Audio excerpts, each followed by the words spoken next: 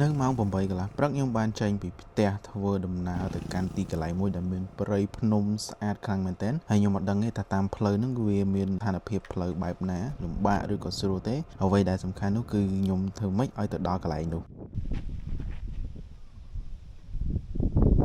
ឥឡូវបាយព្រឹកសិនមុននឹងចេញដំណើរបន្ទាប់ពីខ្ញុំបាយហើយគឺយកម៉ូតូទៅចាក់សាំងមកពេញហ្មងស្រួលធ្វើដំណើរតាមផ្លូវអញ្ចឹងណា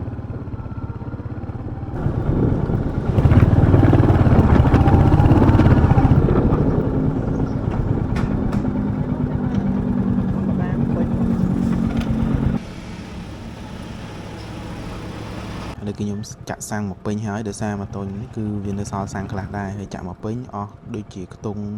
42,000 បើតាមខ្ញុំចាំហើយបន្ទាប់មកគឺចេញមកទិញកាហ្វេមួយកែវសិនព្រោះព្រឹកឡើងរៀងងាងតិច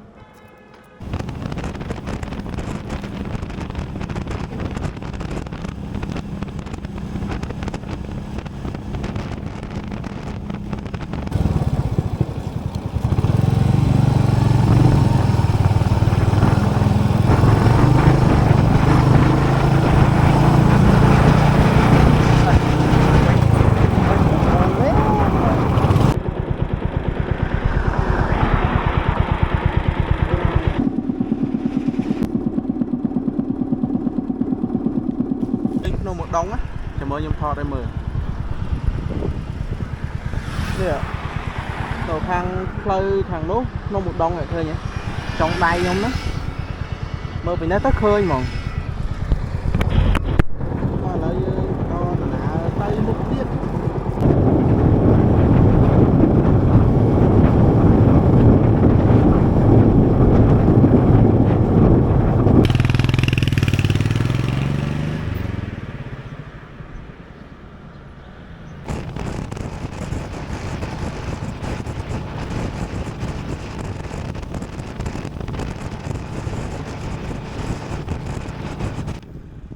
ស្ដីអ្នកទាំងអស់គ្នាឥឡូវខ្ញុំនៅសល់68គីឡូទៀតទៅដល់ហើយឥឡូវឈប់មកផ្លែតឈប់ផឹកកាហ្វេ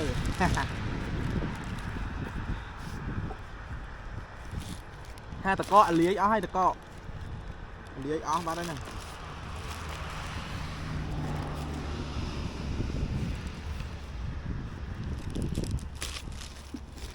តោះទៅមុខទៀតអូនេះមេអត់ស្ទុំសោះម្សិលមិញមេស្ទុំភ្លៀងចេះអីដែរដល់ថ្ងៃនេះអត់ស្ទុំសោះឯងក្តៅចាស់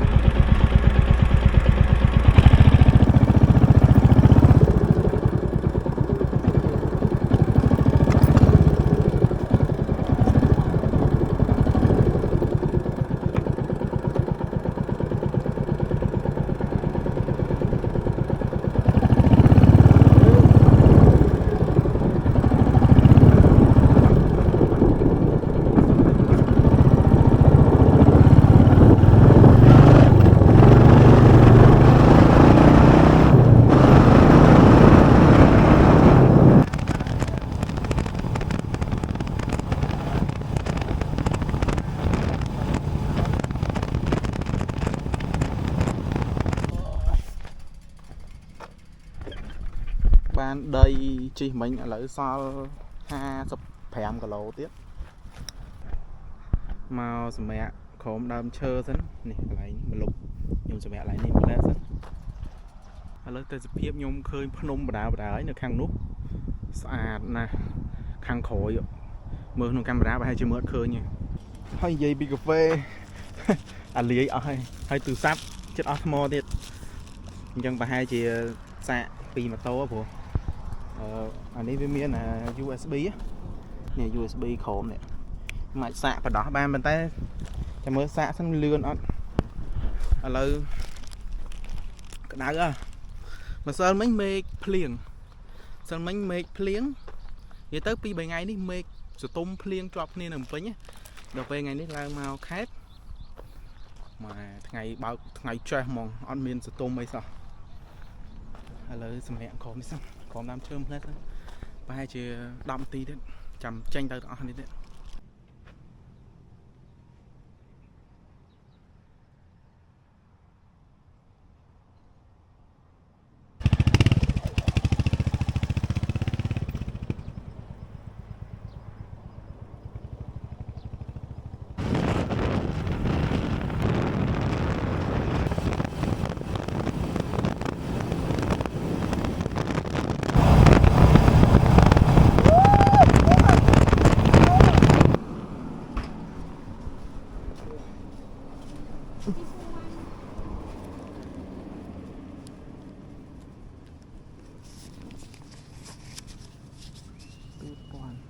trong thang cái đó đặt như thế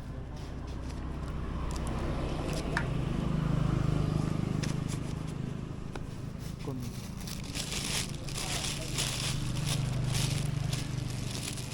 chụp thật tập sân ôi thành cái đài này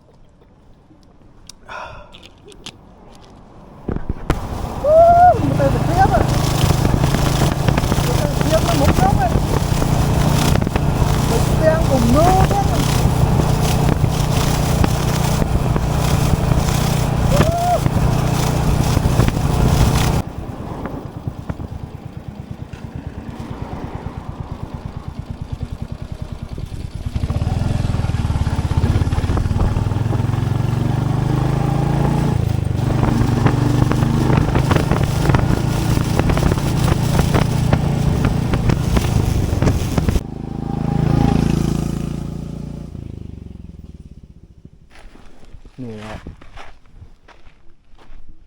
ui sạch ấy ghê dùng lại ní ém này ui tắc thla lõ đấy nó tắc ôi tắc thla lõ mà tắc ní hôm mà bị phnom nữa cơ mày mà từ sập phía vậy oh my god bạn vô cái máu tính y nham tới ém này tắc thla cho bạn này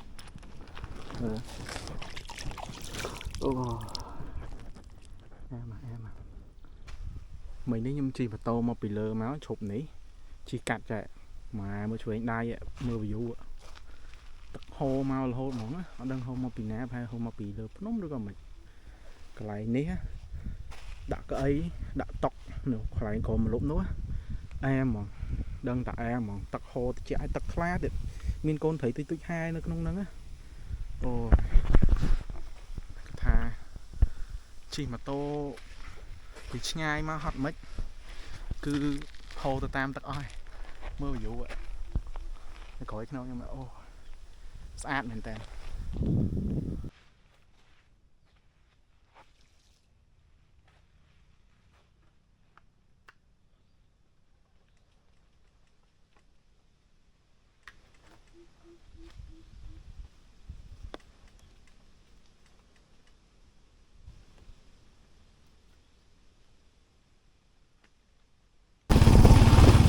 một tên phía bộ chật nôm mong mong vô nè chật nôm mong này tới tiếp ôi ngon này ôi nhồi còn một cạ bạc mà chỉ lấy mới nho vậy lộn cái cạ bạc đấy nè ôi đọc sao mua chợ đi đấy từ một cái kia đó chấm đọc sao mua lấy việc cả lô cả lẽ về rồi có xử lý rồi lấy nam mà lục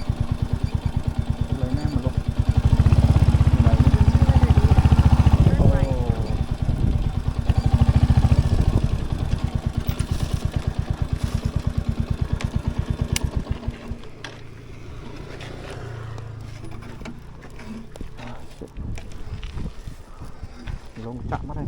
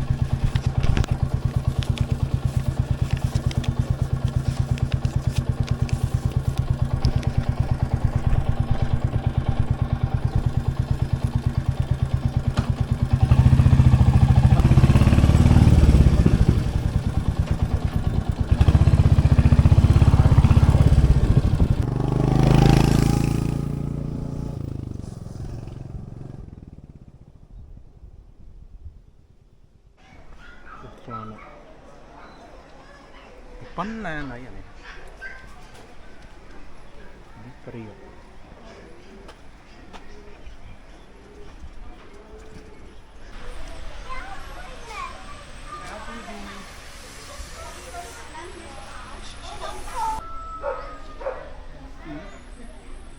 này không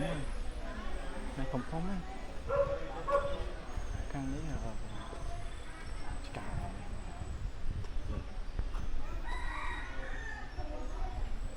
không mà đấy để hồn với anh chứ đó bệnh đó ngoan một bên nè nấy chứ tôi cái nữa mưa với đọt hàng con này nè nó cô hả lúc từ lớn mà lúc đây đã bọc luôn này mà đã mục kham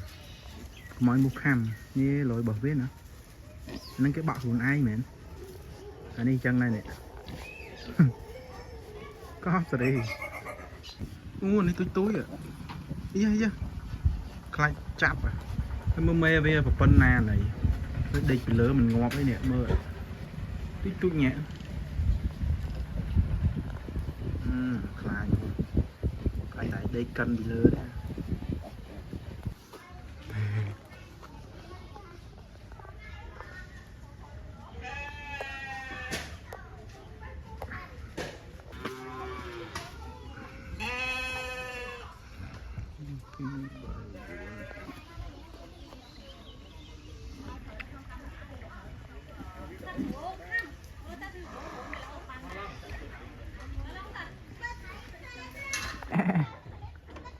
mẹ bị mà cái điều bí màu à anh ấy cái đạn thá chi trò chuyện chụp wow này chi trò chuyện chụp ạ bộ viền trắng á này đá tí bấm phọt miên cả lại coi hỡi em à đào họp cả họp tái sờ bài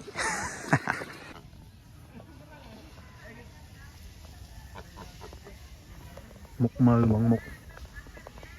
mục đi khăn này chắc không mục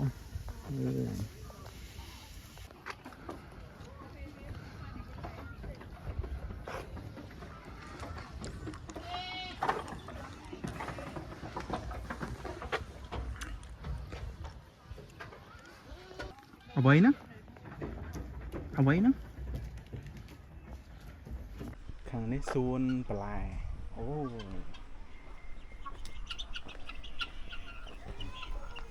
cái chỗ tรงcái khang đâu á mình lại nó khang khỏi ní tiết đạn thủng nè xuôn lại cái này chúng hiền nên 1 tiết đã chợt là láng khơi an cái lại tập đi miền thấy pan táo miền cái tôi bay đấy nè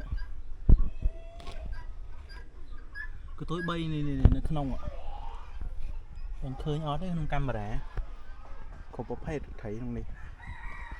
nhưng chỉ cho chăm thấy nhưng chỉ chăm thấy nó khơi an chơi ấy đang mà này đang mà mơ mà nông đang miền thấy kha anh đi miền cục một pan tai Hong Kong po cái tôi bay miền đó ngay cái đại khăn này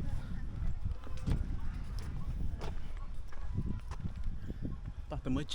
chim nó khăn luôn trong một đò lên này trong pe bong bông là nhâm số máy luôn nè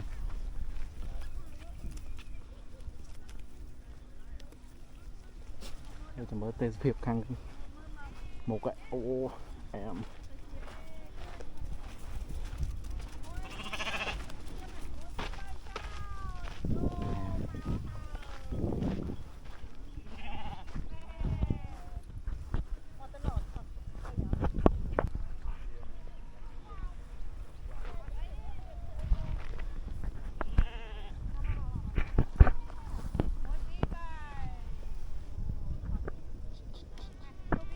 đi hot ខ្លាំង này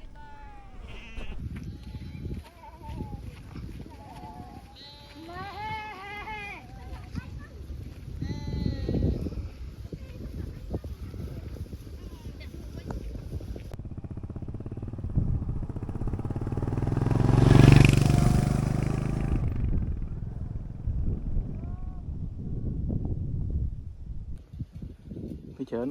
ពុកម៉ែបងប្អូនគាត់លេងទៅខាងនោះប៉ុន្តែមានតែខ្ញុំឯងជិះមកដល់ក្នុងអីហើយមកឃើញទេសភាពបែបនេះ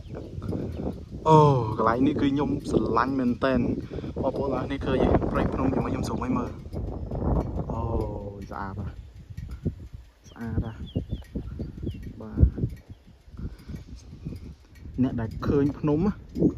អ្នកដែលស្រឡាញ់ទេសភាពបែបព្រៃភ្នំអញ្ចឹងប្រកាសជាយកអារម្មណ៍វិញហើយស្អាតមែនតើណា